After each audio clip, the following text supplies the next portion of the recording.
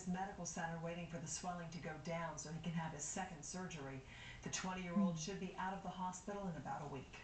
And now to Commitment 2010 coverage, GOP Senate challenger Carly Fiorina says the group that plans to build an Islamic center near Ground Zero in New York City should choose another location. Debate over that mosque erupted after President Obama spoke about it last week, citing religious freedom was the main issue here. Today, Fiorina told reporters in Sacramento that the issue was not about religious freedom. She said it's a local issue, and she doesn't think it's helpful if the president weighs in. Try and I take think the it from him. president's comments were extremely unhelpful.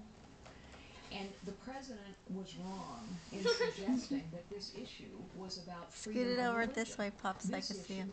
This issue is about the feelings Go, G. of those Go, G. families who lost members and friends and colleagues at 9/11, and it is about respecting hallowed ground. Fiorina's opponent, Democratic Senator Barbara Boxer, told reporters today in L.A. that the mosque is an issue to be decided locally. Sending the question out to you about the mosque near Ground Zero. It's our web survey question. What do you think the core issue is? And take a look at what our respondents said tonight so far. 8% say it is for religious freedom. Sensitivity to 9/11 victims, that was the biggest response with 66% of the respondents there. And then 26% of you say it's all because of a political agenda. You can still vote by going to kcra.com. Edie? Galston, thank you. And we have more Commitment 2010 coverage. An election going on right now that will impact the state's cash crisis. With more than 42% of the votes in, Republican Sam Blakesley is leading Democrat John Laird 49 to 43% in the race to fill the Senate seat that was left vacant by Ava Maldonado. Now, this seat will have implications in the battle to pass a budget. If Blakesley wins, the Democrats would likely lose the swing vote they had received from Maldonado in the past. What is it? And remember, KCRA will be the only local station to bring you two debates between Democrat Jerry Brown and Republican Meg Whitman.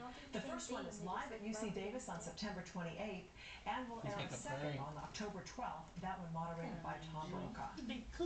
Covering the nation now, he faced 24 federal corruption charges, but the jury in the trial of former Illinois Governor Rod Blagojevich only convicted him of one. After 14 days of deliberations, the jury handed in its lone guilty verdict late this afternoon. They were deadlocked on all the rest, including the accusation that Blagojevich tried to sell President Obama's former Senate seat. But a juror tonight said only one member of the panel stood in the way of a conviction on that explosive charge. This jury just showed you that notwithstanding the fact that the government threw everything but the kitchen sink at me, that on every count except for one, and every charge except for one, they could not prove that I did anything wrong.